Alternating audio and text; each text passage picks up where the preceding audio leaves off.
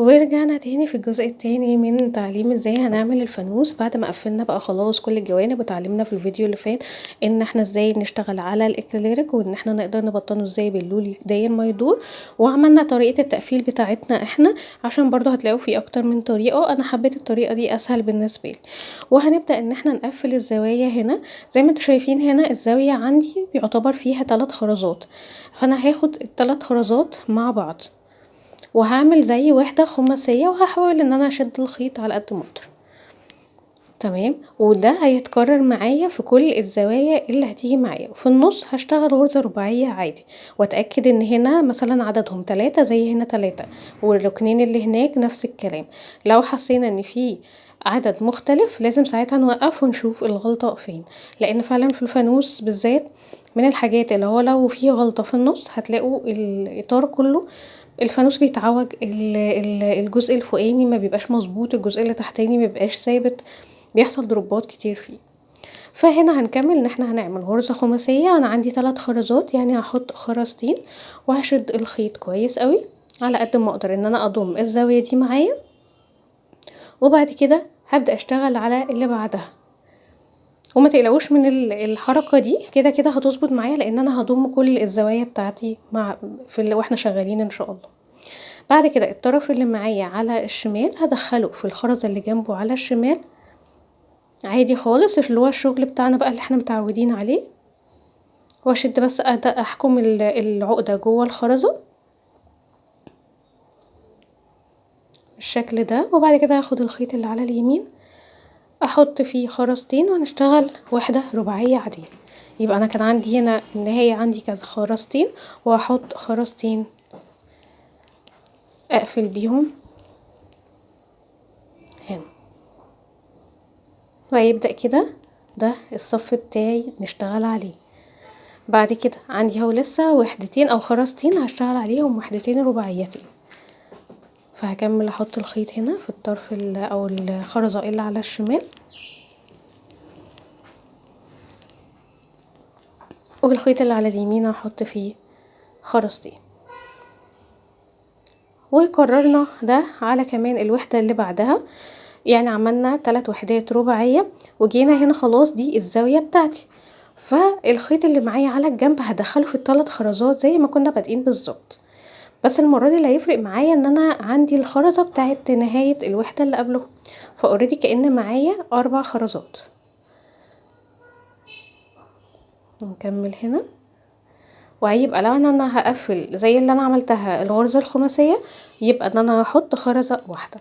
طبعا بالنسبة لي الزاوية عادي، عايزين تعملوها 5 هتعرفوا تبقوا متحكمين تمام، عايزين تعملوا الزوايا سداسية مفيش مشكلة، المهم ان تكونوا شادين الخيط بنفس الشدة نفس السمك، وعاملين نفس الحركة او نفس العدد سواء خماسية او سداسية في ال4 اركان. وهشد هنا اهو، شايفين انضمت ازاي، ولسه زاويتين هناك لما نعملهم هينضموا بنفس الطريقة. هكمل بقى بنفس النمط. هنا الاركان بتاعتي دي عند كل 3 غرز في النص او 4 بنعمل الغرز الرباعية، وباجي عند الركن اقفله بغرزة خماسية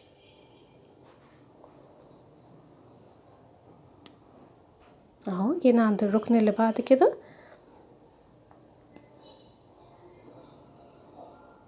من نفس الحاجة، وبرضو ان انا بيبقى اتكون عندي هنا 4 خرزات. وانا معلش انا هنا ببقى مطولة الخيط معايا شوية عشان عايزة اعمل الجزء ده على بعضه، لان فكرة برضو ان نقعد نقفل طرف الخيط ونوصل طرف جديد بتبقى متعبة شوية في الاجزاء الاخيرة، سواء في واحنا بنرتفع لفوق راس الفانوس او ان احنا بنعمل القاعدة بتاعة الفانوس. وهعدي هنا طرف الخيط، وهيبقى باقي معايا اخر ركن هنعمله في الغرز الرباعية بتاعته. هكمل الصف ده، وكده خلاص وصلنا لاخر واحدة. بس طبعا بوريها لكم علشان فيها ارتفاع السطر الجديد، وفيها ان انا هدخل من الخرزة هنا وهيبقى مقابلها الخرزة اللي الناحية دي اللي هي نهاية اول وحدة احنا عملناها، فبعدي منها الخيط عشان الدول يتوصل في بعضه وبحط خرزة اللي هي هتبقى الرابعة عشان تقفل معايا الوحدة الرباعية، ويبقى الجنب ده معمول زي بقية الجوانب. طبعا لو احنا عاملين حجم اكليريك اكبر من كده فالدوران ده ممكن يعني تحتاجوا تعملوا عليه دور كمان دوران، فاحنا بنقيس على حسب وحدة الاضاءة. كده انا جايبة وحدة الاضاءة جنبي، ان انا بقيس بيها ان انا كده الدوران ده مناسب معايا ولا لا، ولا انا محتاجة ان انا اضيق اكتر. تمام. ففكرة ان احنا ده اول صف بنعمله ونقيس بالراحة خالص طبعا علشان السلك. لو كده بالنسبة لي داخل وخلاص محكوم يبقى انا كده تمام، هبدأ ارتفع ان انا اعمل القاعدة بتاعتي.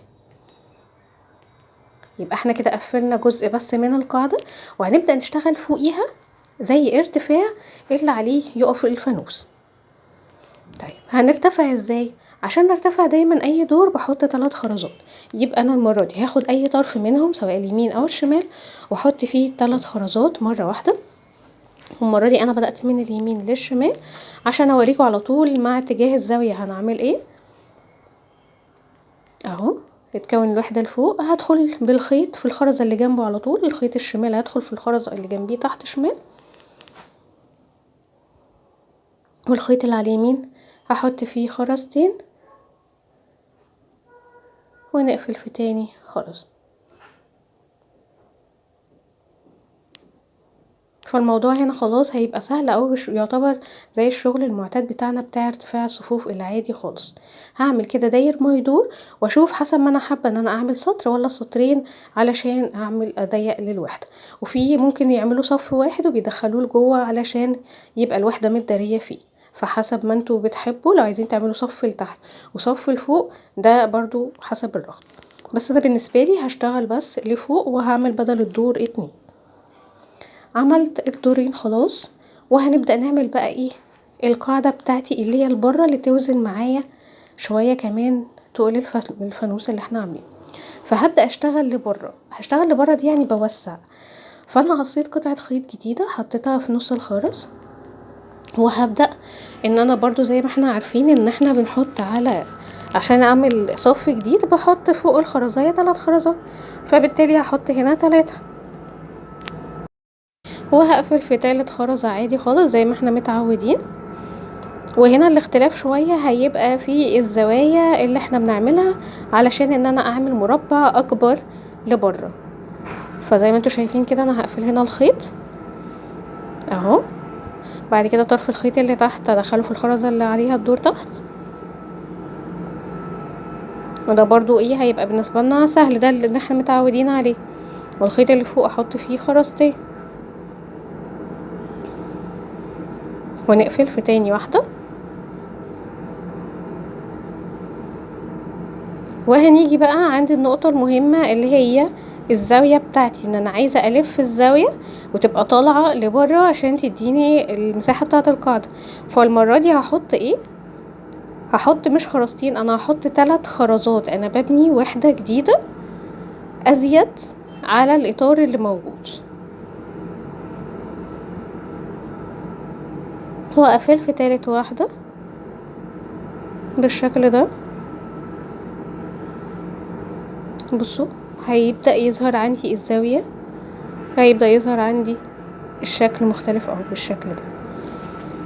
الجزء ده خارج بارز بالنسبة لي، وبكمل بنفس بقى الطريقة على الخرزة اللي عليها الدور بشتغل ان هي واحدة رباعية، وعلى الزوايا كل زاوية بحط 3 خرزات ان انا بعمل زي وحدة جديدة خارجية لبره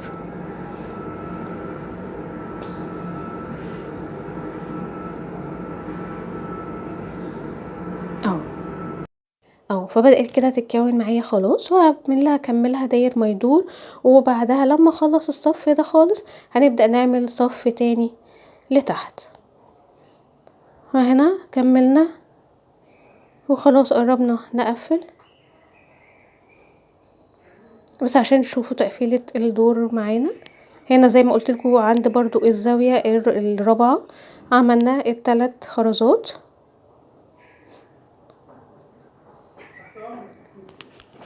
وهنبدأ ندخل الخيط من الخرزة دي واللي بعدها، ودول اخر واحدة معانا.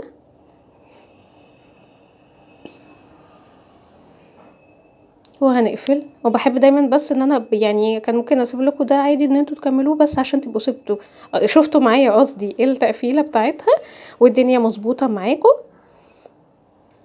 ومش هيبقى باقي حاجة غير ان احنا في عادي بيسيبوها كده، او لو احنا هنرتفع عليها دور بقى لفوق زي الدور اللي كنا عملناه او الدورين اللي احنا عملناهم تحت، فاحنا هنرتفع بقى بنفس الطريقة. خلاص انتوا عرفتوا كده الطريقة.